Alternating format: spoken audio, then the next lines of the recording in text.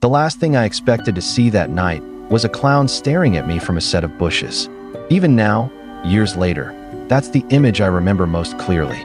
Not the bright carnival lights, not the games, not the cold November air, just a painted face hidden among dark leaves, completely motionless, watching us.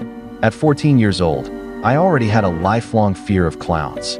It had started when I was 5 years old after an unsettling encounter at a county fair. Most people laughed at clowns. Most kids ran toward them. I never did. There was something about the exaggerated smiles and silent expressions that made me uncomfortable. No matter how many people told me they were harmless entertainers, I couldn't shake the feeling that something wasn't right. That fear stayed with me for years. Then one Tuesday night during a school break, that fear became very real. The weather had turned cold early that November. The sky had been dark since late afternoon, and by evening the neighborhood felt unusually quiet. My parents were out of town on vacation, leaving me home alone for the night. My older sister was out with friends, and my younger brother was staying elsewhere. For a few hours, I had the entire house to myself. That's when my friend arrived. I'll call him B. B suggested we walk to a small traveling fair that had been set up a couple of blocks away in a large empty parking lot. Since neither of us had anything better to do, it sounded like a good way to spend the evening. At first, everything felt normal. The fair wasn't particularly crowded. A few families wandered between attractions. Music drifted from speakers mounted on rides. Bright lights flashed against the darkness while the smell of popcorn and fried food floated through the cold air. We spent some time playing carnival games and walking around without much of a plan. For a while, it was actually fun. Neither of us had any idea that the strangest part of the night was still waiting for us. We first noticed him near one of the game booths. At a glance, he looked like an ordinary clown. He wore oversized clothes, white face paint, and exaggerated makeup. But something felt different about him. For one thing, he never spoke. Not once. Instead, he smiled continuously and moved in strange, exaggerated motions. He bounced lightly from side to side, making theatrical gestures with his hands. The performance reminded me more of a mime than a clown. At first, B and I laughed. The clown seemed harmless enough. Then we realized something. Every few seconds, he appeared slightly closer. Not enough to immediately draw attention. Just enough that, after a minute or two, we found ourselves wondering how he had covered the distance without us noticing. The smile never left his face. Neither did his eyes. They stayed fixed on us. B chuckled nervously. "Okay, that's weird." I nodded. The clown tilted his head. Another few seconds passed. He drifted closer again. There was no audience around him. No children. No performance. Just us. The longer we stood there, the more uncomfortable I became. Eventually, B reached out and lightly patted the clown on the shoulder. The clown didn't react, didn't blink, didn't say anything. He simply continued smiling. "Let's go," I said. B didn't argue. As we walked away, I glanced back over my shoulder. The clown was still standing there, watching. The bright carnival lights slowly faded behind us as we left the parking lot and headed back toward my house. The further we got from the fair, the quieter everything became. Soon the sounds of rides and music disappeared entirely. Only the distant hum of traffic remained. For several minutes, neither of us said much. Then B finally broke the silence. "That guy was creepy." "Yeah," I admitted. "Creepy enough that I don't think he was trying to be funny. Something about the way he said it made me uneasy." I wanted to dismiss the feeling. I couldn't. The neighborhood streets were almost empty. Porch lights glowed in the darkness. Bare tree branches shifted gently in the cold wind. Then we heard it. Footsteps. Somewhere behind us. The sound was faint at first. A soft crunch. Then another. And another. B stopped walking. "So you hear that too?" I nodded immediately. We turned around. Nothing. The sidewalk behind us stretched into darkness.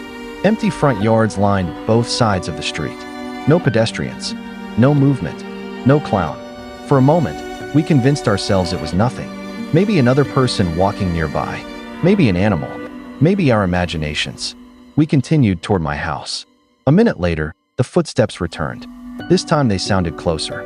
Crunch, crunch, crunch. The rhythm seemed to match our pace. Whenever we slowed down, the sound slowed too. Whenever we sped up, they seemed to speed up. A cold feeling settled into my stomach. Again we stopped. Again we turned. Again there was nobody there.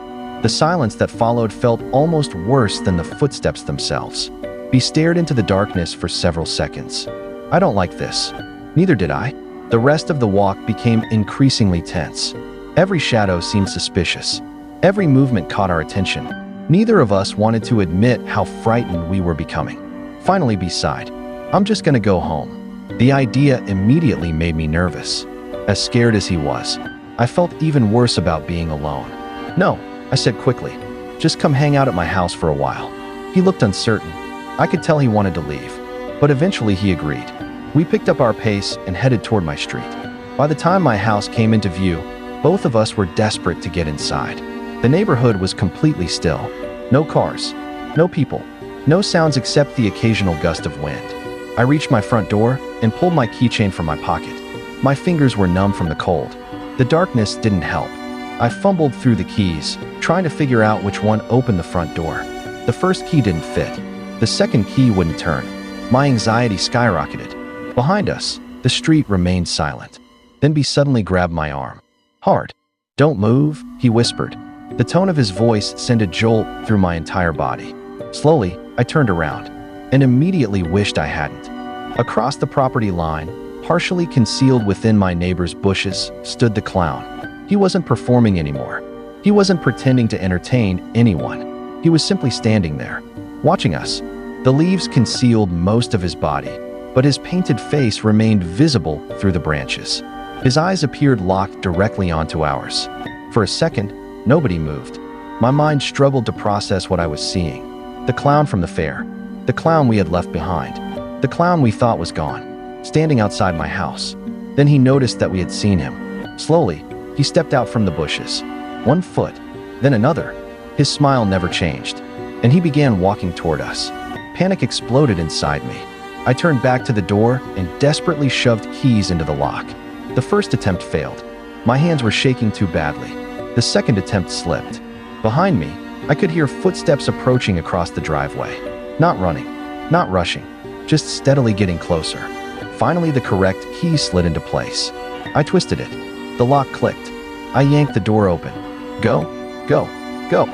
B practically dove through the entrance. I followed immediately behind him and slammed the door shut with all my strength. The moment the deadbolt locked, both of us stumbled backward. My heart was pounding so hard it hurt. Without wasting time, I grabbed my phone and called my parents. Trying to explain the situation while terrified wasn't easy. I remember talking too fast, breathing too hard, repeating myself. My parents immediately took the situation seriously. They told us to arm ourselves with anything available and get upstairs. So that's exactly what we did.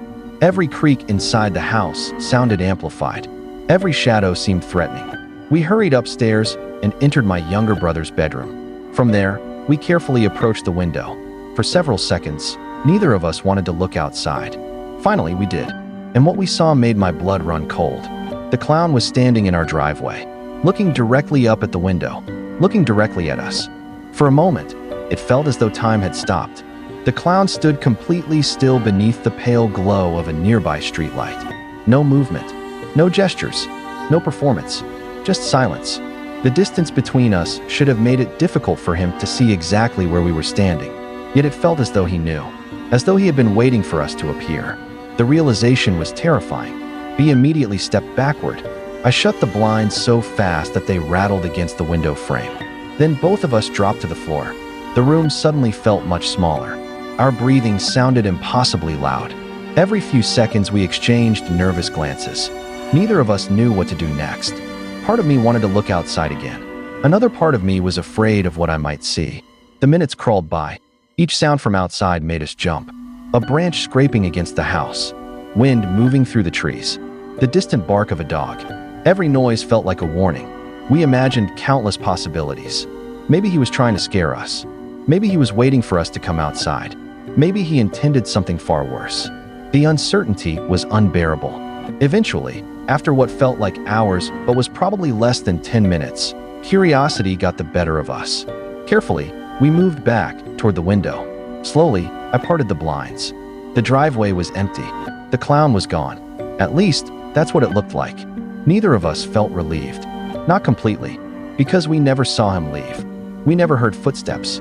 We never saw which direction he went. One moment he had been standing there watching the house. The next moment, he had vanished into the darkness.